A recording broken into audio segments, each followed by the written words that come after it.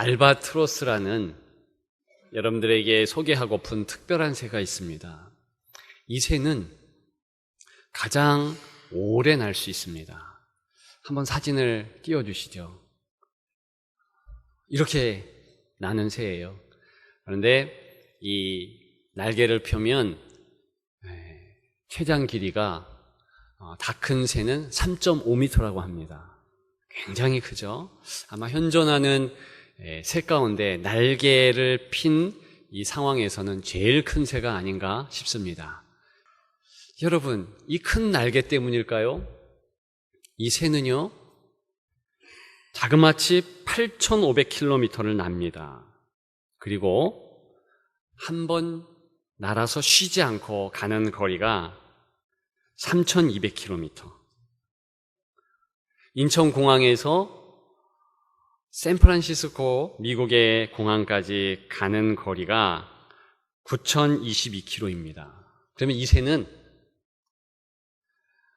딱 2번쯤 쉬고 갈 수 있다는 거예요. 대단하지 않습니까? 지구를 2달 반쯤 날면 남극에서 북극까지 다 돌 수 있다는 것입니다. 제가 더 대단하게 생각하는 것은 이 새는 현존하는 새 가운데서 가장 높이 올라간다고 합니다. 가장 높이. 그러니까 가장 멀리 날을 수 있는 것이겠지요. 오늘 우리가 주목해서 보아야 할 본문은 요한복음입니다. 요한복음은 독수리 복음이라 일컫습니다. 왜 독수리 복음인가? 마태, 마가, 누가, 요한, 이 신약의 4가지 복음서를 예수님에 대하여서 조목조목 기록한 글이기에 복음서라고 일컫습니다. 그런데 요한복음을 제외하고 마태, 마가, 누가 이 3가지 복음은 공관복음이라고 하는데 마치 예수님께서 옆에 계신 것처럼 어떻게 태어나셨고 어떻게 식사도 하시고 말씀을 하시면서 공생애를 하셨는가, 3년의 기간을 제자들과 보내셨는가, 옆에서 본 거예요. 그런데 오늘 우리가 나누는 요한복음은 그런 것이 아니라 아주 높은 하늘에서 밑을 보면서 기록하는 것과 같이 그렇게 예수님을 어디부터 어디까지 이 땅에 오시기 훨씬 이전 창세전부터 정말 마지막 끝자락까지 전체를 관망하고 조망하면서 기록한 서신입니다. 그래서 말씀이 육신이 되었다 그래요. 그 말씀은 태초에 있었다. 육신을 입기 전에 하나님이셨다. 그렇게 예수님에 대해서 증언하고 있는 것입니다. 저는요, 독수리 복음이 아니라 알바트로스 복음이라 부르고 싶어요. 왜냐하면 아마도 이스라엘 백성들이 혹은 히브리 민족들이 알바트로스 새를 몰라서 그런 것이지 독수리가 최고 높이 올라간다고 생각해서 독수리 복음이라 일컫는 것이지 알바트로스처럼 가장 높은 곳에서 밑을 보면서 조망하며 가장 넓은 예수 그리스도의 시작과 이 땅의 마지막을 다 아우르는 복음서이기 때문에 그 정도로 넓이와 깊이가 있는 것이기에 알바트로스 복음이다. 그렇게 말씀드리고 싶습니다. 저는 우리 인생도 이렇게 한 날 한 날 살아가면서 그냥 살아내는 것이 아니라 높은 곳에서 인생 전체를 조망하면서 그렇게 성도는 살아가야 한다고 믿습니다. 그런 의미에서 이 요한복음은 우리에게 너무나 깊고 넓은, 우리가 인생 조망할 때에 큰 교훈을 담고 있습니다. 이 시간에는 오늘 본문을 통하여서 몇 가지로 그 교훈을 나누려고 합니다. 오늘 본문을 통해서 주시는 인생 조망의 교훈, 어떤 것이 있을까요? 첫째는 절대 어둠이 있다는 사실입니다. 절대 어둠이 있다. 여러분, 오늘 본문을 보십시오. 예수님이 참 빛이라고 했습니다. 그런데 이 참빛된 예수님이 어디에 오셨다는 것입니까? 세상에 왔다. 그런데 문제는 이 세상이 참빛된 예수님을 알아보지 못했다. 10절에 뭐라 하반절 말씀하고 있습니까? 그를 알지 못하였고, 세상은 예수님을 알지 못하는 공간입니다. 11절에는 예수님이 이 땅의 주인이신데도 불구하고 영접하지 아니하였다. 그렇게 말씀하고 있습니다. 여러분, 이유가 무엇일까요? 오늘 본문에는 그렇게 된 이유를 어둠 때문에 그랬다 진단하고 있습니다. 이때 어둠은 그냥 어둠이 아니라 절대 어둠, 인생이 어떻게 할 수 없는 어둠을 일컫습니다. 여러분, 심지어는요, 예수 믿는 여러분들이라 할지라도 어떻게 예수 믿었는가? 이렇게 말하고 있어요. 12절에 보면 영접하는 자, 곧 그 이름을 믿는 자들에게는 하나님의 자녀가 되는 권세를 주셨으니, 마치 스스로가 선택한 것처럼 12절만 보면 알 수 있겠지만 연속하는 13절을 보십시오. 이는 혈통으로나 육적으로나 사람의 뜻으로 나지 아니하고 오직 하나님께로부터 난 자들이니라. 다시 얘기해서 하나님께서 깨닫게 하셨고, 적어도 하나님의 자녀가 되는 것은 인생이 취사 선택할 계제가 아니라는 것입니다. 왜요? 절대 어둠 가운데 있기 때문에. 아니, 안 못 보는 분이 빛을 못 보는 것과 마찬가지로 인생은 다 그랬다는 거예요. 그래서 예수를 믿고 이 자리에 어쨌든 앉아서 예배 드린다는 것은 하나님께서 처음부터 끝까지 구원에 관한 한 역사하셨다는 것입니다. 여러분들은 아무 공로가 없다는 거예요. 그것을 오늘 말씀하고 있습니다. 여러분, 제가 얼마 전에 본 한 책을 소개하고 싶은데, 거짓말하는 착한 사람들이라는 책입니다. 근데 이 책에 보니까 소위 우리가 보고 자타공인 착한 사람들이 오히려 부정행위를 더 잘 저지를 수 있다는 거예요. 이유가 있습니다. 보통의 사람들은 자기 스스로 평가하기를 난 좀 괜찮다, 착한 사람으로 평가한다고 합니다. 내가 착한 사람이다, 그런 생각을 가지고 있는 사람은 살아가다가 마치 다이어트 하는 사람과 마찬가지로, 야, 나는 착한 사람이니까 요 정도 부정을 저질러도 괜찮다, 그래서 스스로 합리화시킨다는 거예요. 이것이 그 책의 주제입니다. 그래서 오히려 나는 정말 형편없고 나는 악한 사람이다 생각하는 사람보다 오히려 종교인이, 오히려 자타 선한 사람들, 착한 사람들이 거짓말과 또한 부정행위를 쉽게 한다는 거예요. 자기 잣대로, 자기 양심으로 가늠하고 있으니까 그런 현상이 벌어진다는 것입니다.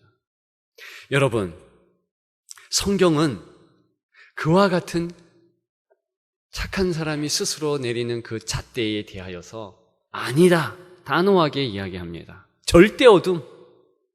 따라서 예수 믿는 그 사실, 그것이 기적이라는 거예요. 어떻게 예수님을 믿을 수 있는가? 그것은 우리가 어떻게 할 수 있는 부분이 아니고 오직 하나님께서 역사하셨다는 것입니다. 여러분, 요한복음은 이러한 인생의 형편을 밤이라는 단어로 계속 이야기합니다. 그래서 성경을 잘 알고 또 높은 직위를 가지며 유대인이었던 니고데모가 예수님께 나와왔는데 요한복음 3장에 보니까 그는 밤에 찾아온 거예요. 요한복음 13장에는 가룟 유다, 예수님을 팔기 위해서 예수님으로부터 떠났는데 언제 떠났는가? 밤에 떠났다. 그리고 그가 원래 속해 있던 밤으로 갔다. into night. 이렇게 기록하고 있습니다. 그러니까 인생은 어쨌든 밤 안에 절대 어둠 공간 속에 있다는 것. 그것이 오늘 성경의 진단입니다. 인생의 조망이 그렇다는 거예요. 두 번째로 인생 조망의 마음에 담을 교훈은 무엇입니까? 절대 은혜가 있다는 것입니다. 절대 은혜가 있다. 여러분, 오늘 본문을 보십시오. 참 빛, 사람에게 비추는 빛이 있었다. 예수 그리스도 아니겠습니까? 여러분, 얼마 후에 수능 시험이 있어요. 이미 수시 접수는 하고 있는 거로 알고 있습니다. 우리 수험생들이 짧게는 3년, 길게는 6년, 10년 마음을 다해서 준비해서 이제 수능을 보는 것 아니겠습니까? 여러분, 우리 하나님께서 마음을 다해서 준비한 역사상 가장 큰 사건이 있습니다. 준비하고 또 준비한 하나님의 절대 준비 이후에 나타나는 사건, 그것은 오늘 본문에 나오는 예수님께서 이 땅에 오시는 사건입니다. 여러분, 과연 이 일보다 더 큰 사건이 어디에 있겠습니까? 하나님께서는, 적어도 하나님께는 이 사건보다 더 큰 사건이 없는 거예요. 이번 특별 새벽 기도 시간에 저는 참 많이 은혜를 성도들과 더불어서 받았습니다. 그런데 모세를 중심으로 해서 말씀을 나눴잖아요. 모세 시대에 이스라엘 백성들이 하나님의 은혜를 참 많이 받았습니다. 그럼에도 불구하고 잠깐 모세가 없고 하나님이 없다 잠깐 생각이 드니까 그들의 행동 방식은 무엇을 만들었습니까? 금송아지. 여러분, 범죄한 모습이 그뿐입니까? 그 이스라엘 백성들이 하나님의 은혜로 가나안에 갔습니다. 가나안 땅에서 젖과 꿀이 흐르는 하나님의 은혜 안에서 살다가 여러분, 또 끝자락에 보면 하나님이 만나겠다 하신 약속의 성전에서 하나님을 쫓아냅니다. 오히려 인생이 하나님을 추방해요. 그것이 에스겔서의 말씀 아니겠어요? 말라기에 보면 소망이 없다. 인생에게는 참 은혜가 없다. 그렇게 선언합니다. 그러면서 구약은 끝나는 거예요. 그런데 복음서에 보면 오늘 요한 복음을 포함해서 하나님의 절대 은혜가 이제 개봉 박두다. 그러면서 시작되는 거 아니겠습니까? 오늘 본문에도 이 은혜는 그냥 은혜가 아니라 하나님이 만세 전에, 창세 전에 계획하시고 섭리하시면서 계속 준비하신 기결로 이렇게 존재하는 사건이라는 거예요. 얼만큼 하나님의 마음이 담겨 있겠습니까? 이 예수 그리스도를 통해서 구원을 우리에게 절대적으로 주시겠다는 것입니다. 그리고 하나님의 선택된 백성, 그것을 13절에는 오직 하나님께로부터 난 자들, 이렇게 일컫고 있습니다. 그들에게 주십니다. 그 은혜를 주십니다. 이것이 제가 말씀드리는 절대 은혜라는 거예요. 그러면 인생을 조망할 때 있어서 우리가 우리 스스로를 볼 때에 우리의 시작은 어떻게 시작됩니까? 아니, 우리가 이 땅에 나오기 전에 하나님의 어떤 섭리와 계획이 있었습니까? 그것을 여러분들 조망하실 수 있느냐는 거죠. 에베소서에 보면 만세전에 우리를 작정하시고 이 땅에 보내실 것을 계획하셨다는 겁니다. 그리고 우리가 이 땅에 온 것이고, 하나님의 그 절대 은혜로 말미암아 우리 인생을 조망해 보면 여기 그냥 있는 것이 아니라 그러한 하나님의 뜻과 섭리 가운데 있다는 거예요. 여러분, 그것이 하나님의 절대 은혜인 줄 믿습니다. 그러면 세 번째로 인생 조망의 교훈이 또 한 가지 있겠습니다. 그것은 절대 승리가 있다는 거예요. 하나님께서 그렇게 계획하시고 섭리하시면서 특별히 예수 그리스도께서 이 땅에 오셨고 우리가 그분을 붙잡으면 우리 주님께서 십자가를 통해서 우리에게 구원을 선사하셨습니다. 그리고 말씀하시기를 다 이루었다. 내가 세상을 이기었노라. 그렇게 말씀하시지 않았습니까? 따라서 우리가 이 땅을 사는 것은 우리가 싸워서 이기기 위해서 사는 것이 아닙니다. 이미 이긴 싸움을 확인하면서 하나님 감사합니다. 그 고백하기 위해서 살아가는 것입니다. 오늘 본문에 의하면 우리는 지옥 갈 수 없어요. 천국의 주인공이 될 수밖에 없습니다. 왜?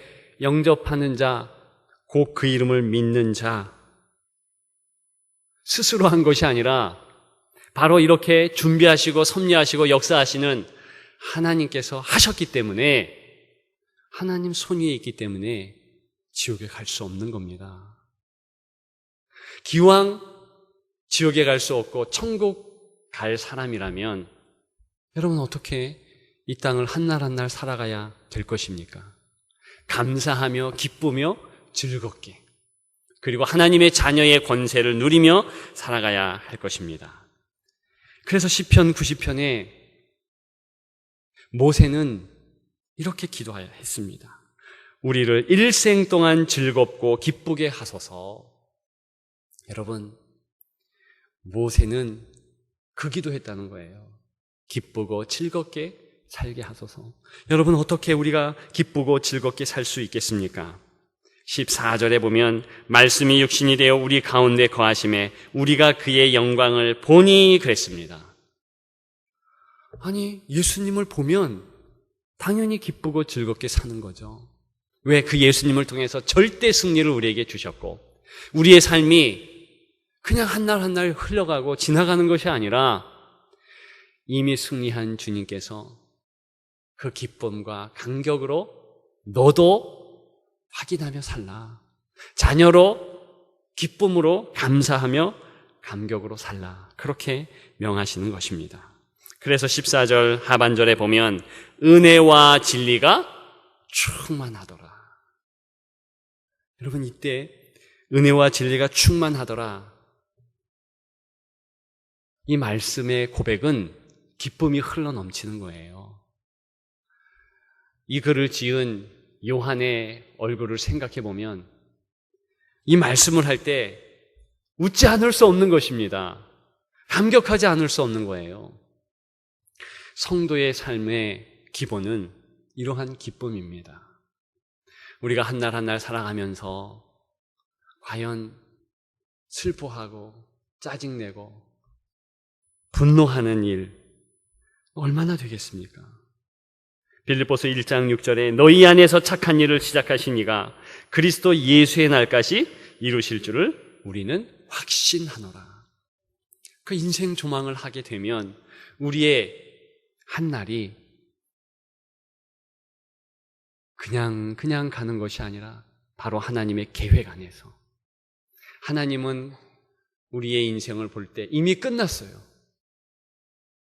하나님의 시간에서 보면 우리는 이미 승리했고 우리는 이미 열매를 거두었습니다. 그렇기 때문에 우리는 그것을 확인하면서 살아가고, 또한 하나님의 자녀 예수님을 닮는 성화의 삶을 살다가 천국의 주인공이 되는 것이죠. 제가 설교 서두에 알바트로스 새에 대해서 말씀을 드렸습니다. 이 새가 멀리 날 수 있는 것은 가장 높은 곳으로 올라갔다 그랬잖아요. 여러분, 이 새는요, 알바트로스는요, 가장 높은 곳에 올라서 마치 절벽에서 떨어지듯이 그렇게 자기 몸을 내던집니다. 활강을 하는 거예요. 날개짓은 불과 2%만 한다는 거예요. 98%는 바람을 타고 이동하는 것입니다. 그런데 이 새와 너무나 다른 방식으로 날개짓하는 한 새가 또 있습니다. 보여주실래요? 이 새예요. 벌새. 알바트로스가 현존하는 가장 큰 새라면 이 벌새는 현존하는 가장 작은 새예요. 보기에는 예쁘지만 사투를 벌이는 새입니다. 힘들게 살아요. 왜 그러냐 하면 저렇게 멈춰서서 날개짓을 하기 위해서 1초에 50에서 70번까지 날개짓을 한다는 거예요. 얼마나 힘들겠습니까? 이 날개짓 하는 게. 자기가 원하는 영양분을 따기 위해서 날개짓을 그 정도 하는 것입니다. 여러분, 놀라운 것은 이 벌새의 허밍버드라고 하죠. 이 벌새의 수명이 얼마나 짧은 줄 아십니까? 보통 새들은요 40년 삽니다. 40년 살아요. 그런데 벌새는 4년 살아요. 왜? 너무나 힘드니까. 날개짓 하느라고 힘들고 어려우니까. 여러분, 놀라지 마세요. 알바트로스의 평균 수명은 몇 년인 줄 아십니까? 85세예요. 인간과 맞먹습니다. 이유가 있어요. 별로 날개짓을 안 해. 평소에 힘을 안 써요. 여러분, 영적 교훈이 있지 않습니까? 우리가 살아가면서 불안, 염려, 근심, 바둥바둥 사는 거 사실은 쓸데없는 거예요. 안 믿는 분들도 그렇게 얘기합니다. 내가 지금 걱정하는 거 8알만 내다 버려도 괜찮다. 왜? 내가 걱정한다고? 바뀌는 게 없잖아요. 믿는 이들은 더 합니다. 알바트로스와 같이 한참 올라가서 내 인생을 위해서 하나님의 눈으로 조망하면 지금이 보이잖아요. 내가 이렇게 살고 있구나. 내 시작과 내 끝은 이렇게 전개되는 데 있어서 내 오늘은 이렇구나. 어렵지 않습니까? 그래서 걱정, 불안, 염려, 근심 하지 말라는 거예요. 하나님의 상승 기류를 타고 영적으로 높이 날아오르면서 이 땅의 것 다 맡기고 내일을 위하여 염려하지 마라. 들의 백합화를 보라. 너는 먼저 그의 나라와 그의 의를 구하라. 그리하면 내 이 모든 것을 너희에게 더하시리라. 이러한 하나님의 평강이 인생 조망하며 살아가는 성도에게 오늘도 풍성하게 넘치기를 주님의 이름으로 축복합니다.